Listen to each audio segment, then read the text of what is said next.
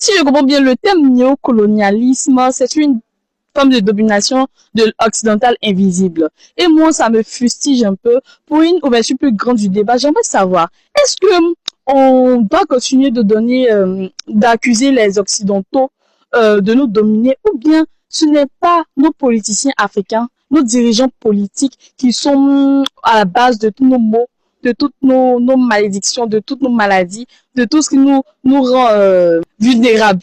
Monsieur qui voudrait bien répondre, Ok, monsieur Sangaré. ok. Je vais répondre.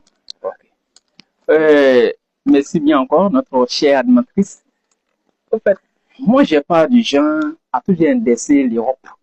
Est-ce que vous voyez un peu? Voilà. Je ne fais pas partie de ces groupes de personnes-là qui disent toujours c'est l'Occident qui fait que l'Afrique ne évolue pas. Je dis non. Quand on parle ici de néocolonialisme, attendez-vous par là que il y va de notre propre responsabilité. C'est pour ça que j'ai dit lors de mon débat, on a maintenant les mêmes ressources. Maintenant, comment on s'y prend maintenant pour aller vers la conquête, c'est-à-dire que vers l'évolution. Est-ce que vous voyez un peu? Donc, je n'accuse pas les Européens. Ce néocolonialisme-là, ce n'est pas les Européens en tant que tels. Donc, ma parole converge vers nous, jeunes Africains, nous, leaders africains, nous, décideurs africains. Est-ce que vous voyez un peu? Voilà, merci.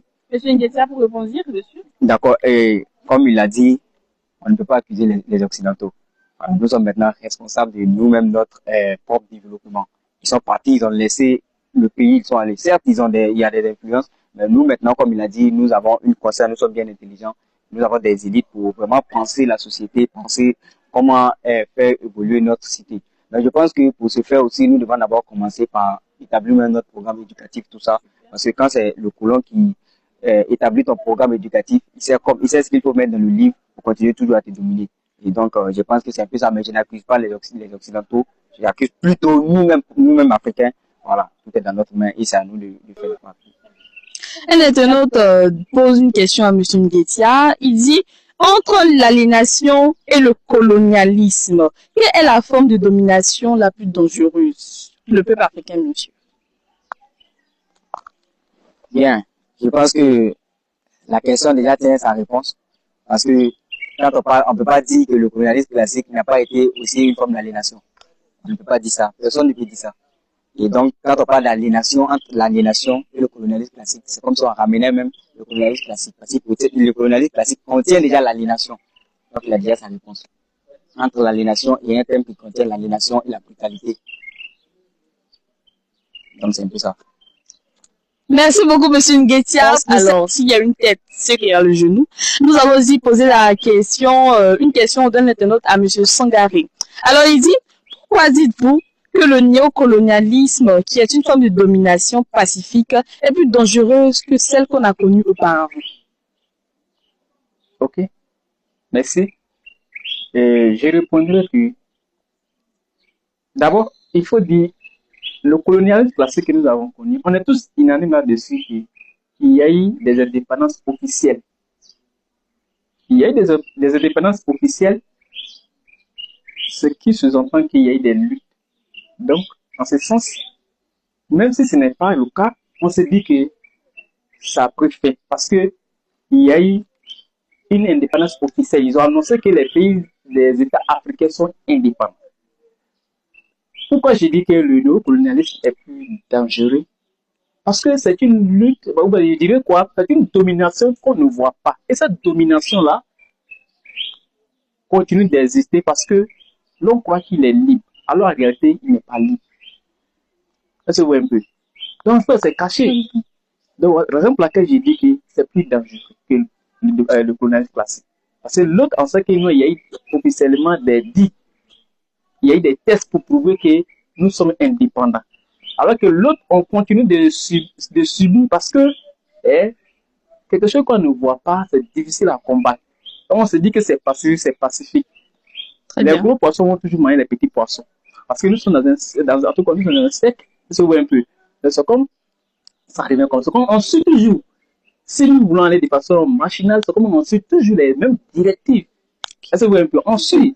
Et leur état d'évolution, moins moins de 2 siècles aujourd'hui. C'est comme nous, on n'a même pas encore arrivé là. Très Donc, bien. continuons sur cet élan. Très bien. Merci beaucoup, monsieur Sangaré. Alors, nous allons prendre une petite pause et puis revenir pour le mot des fins. Merci.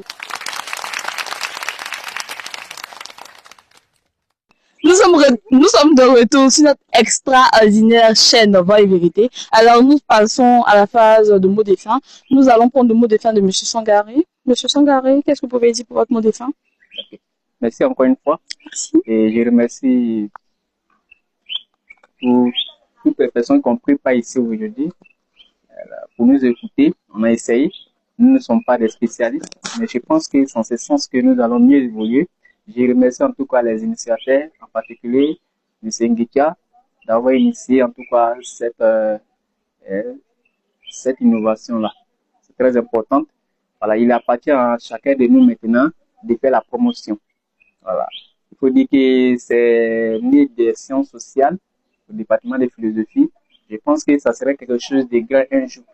Voilà, parce qu'il faut dire que nous sommes exposés à la société, nous sommes sociaux et nous pensons dans la société. Donc, tout ce qui viendra de la société doit commencer avec nous et sans ce sens qu'ils vont connaître notre importance. Voilà. Donc, pour finir, je remercie tout un chacun de venir ici et puis venir écouter et venir en débattre aussi et que ça continue toujours. Merci. Très bien. Merci beaucoup, monsieur Sangaré. On passe maintenant au mot de fin de monsieur Nguetia. D'accord. Et je tiens d'abord à remercier tout le monde ici. Et comme il a dit, d'abord aussi à remercier mon délégué d'avoir décidé, accepté de prendre part vraiment à cette émission. Mon délégué, merci beaucoup.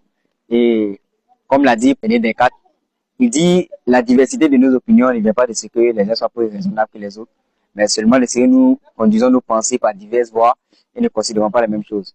Et donc, délégué, c'est vrai que nous avons des pensées divergentes aujourd'hui, mais franchement, j'ai été ému par votre argumentation et vraiment, j'espère que vous serez encore prochainement avec nous ici pour les prochains débats. Merci beaucoup.